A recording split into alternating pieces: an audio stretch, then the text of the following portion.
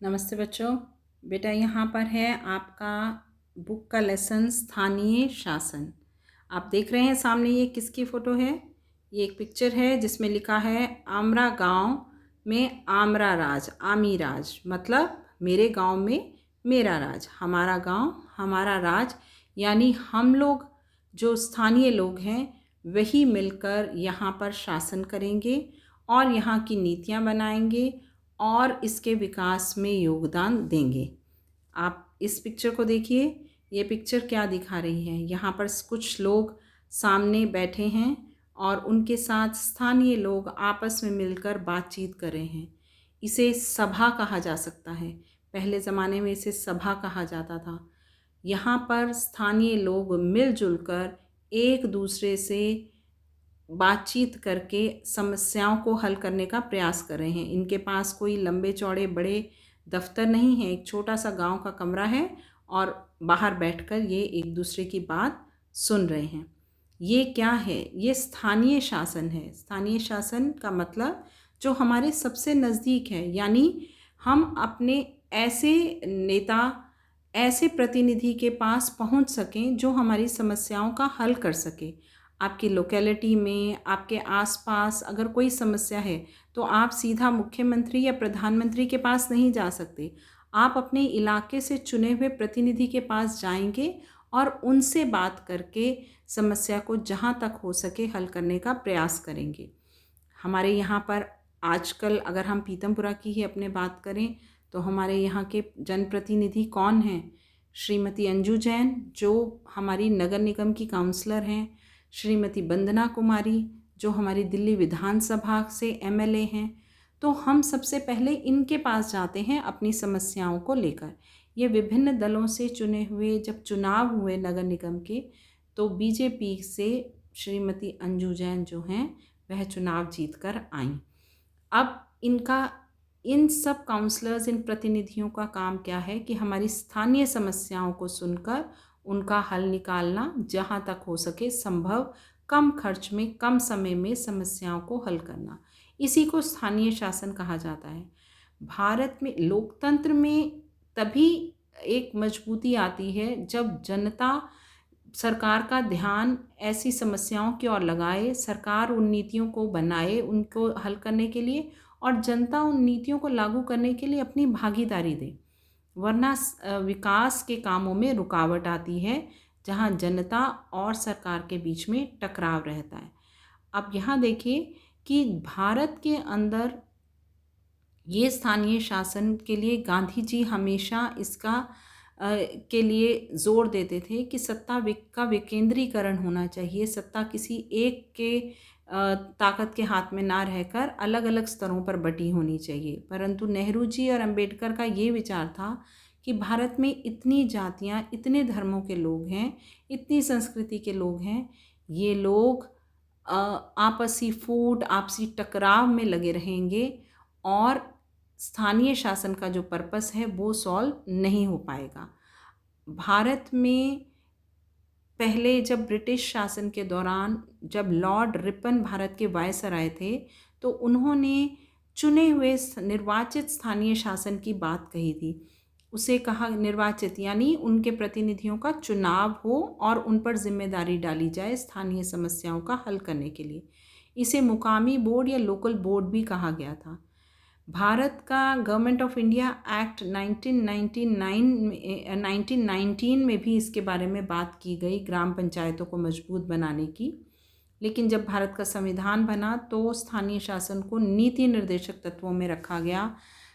अब हर सरकार का, हर प्रादेशिक सरकार का, हर राज्य की सरकार की अपनी मर्जी थी कि इतने स्थानीय शासन को कितना मजबूत बनाया जाना है, कितनी उसमें पैसा लगाना है, कितना उसे धन देना है। तो ये हर एक राज्य की अपनी मर्जी थी। परंतु 1952 में से फिर से इसके बारे में बातें उठी। 1952 में सामुदायिक विकास कार्यक्रम में भी बात कही गई कि कम्युनिटी की डेवलपमेंट के लिए जनता की भागीदारी ज़रूर होनी चाहिए। कई राज्यों ने चुनाव करवाए, जैसे गुजरात, महाराष्ट्र ने, परंतु धन की कमी के कारण वहाँ पर ये सरकारें सफल नहीं हो पाई। 1987 में जब राजीव गांधी जी प्रधानमंत्री बने तो फिर से स्थानीय शासन को मजबूती प्रदान करने की बातें उठी। 1989 में पीके थुंगन समिति ने ये कहा कि स्थानीय शासन को संवैधानिक दर्जा जब तक नहीं मिलेगा, यानी इस संविधान में संशोधन करके जब तक इसे मजबूती नहीं दी जाएगी तब तक स्थानीय शासन कभी सफल नहीं हो सकता। तो 1992 में ग्रामीण स्थानीय शासन के लिए 73वां संशोधन हुआ और शहरी स्थानीय शासन के लिए 74वां संशोधन किया गया। 1993 में इसे लागू कर दिया गया। शुरू में आदिवासी इलाके जो जंगलों में रहने वाले, अब उनकी संस्कृति को बचाने के लिए उन लोगों को इन स्थानीय शासन के में शामिल नहीं किया गया, परंतु धीरे धीरे ये ज़रूरत महसूस की गई कि उन्हें भी हमें मुख्य धारा में लाना है।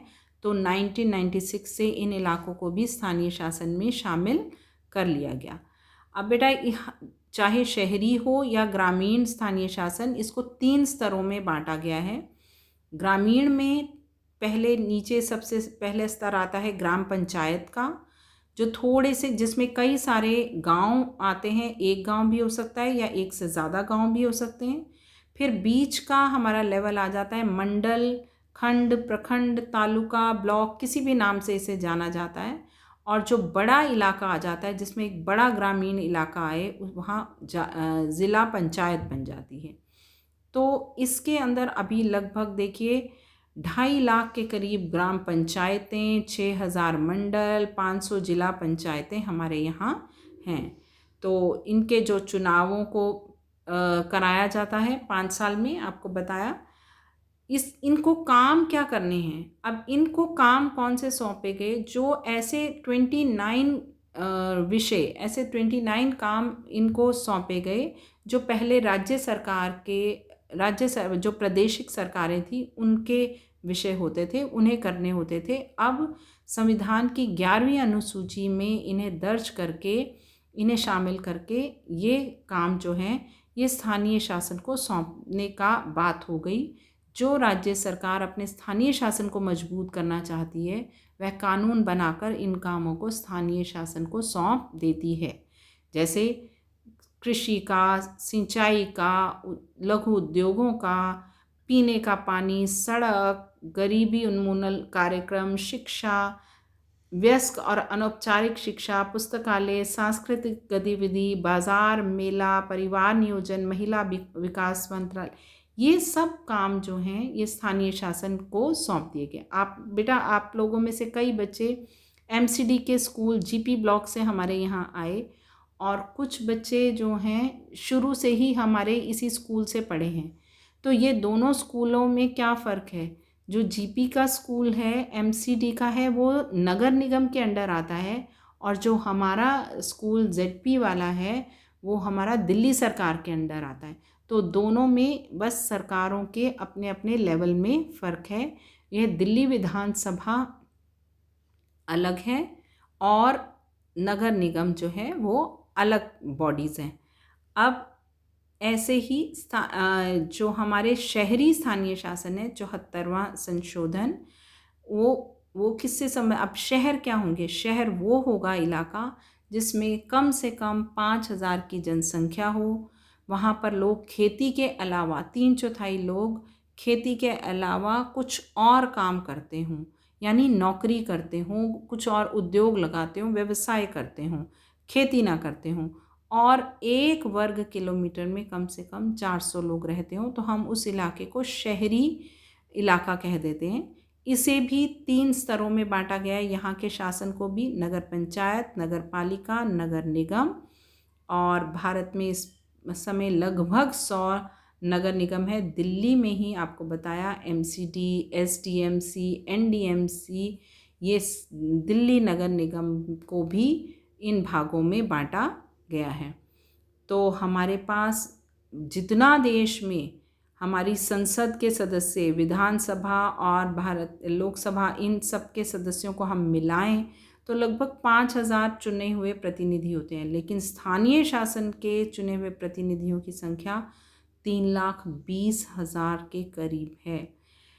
और यहाँ देखो ये मजबूत क्यों नहीं हो पाए, क्योंकि इनके पास बहुत समस्याएं हैं। सबसे पहले धन की कमी, क्योंकि इन्हें अपने धन खर्च के लिए राज्य सरकारों पर निर्भर रहना पड़ता है। आपने सुना है कई बार कि सफाई नहीं हुई, कूड़ा करकट नहीं हुआ, क्योंकि उन्हें तनख्वाह नहीं मिली।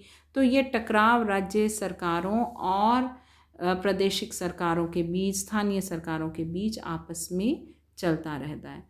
तो इनकी मजबूती के लिए कदम उठाए गए हैं, परंतु फिर भी अभी स्थानीय शासन में बहुत काम होना बाकी है। महिलाओं की भागीदारी इसमें लगातार बढ़ी है।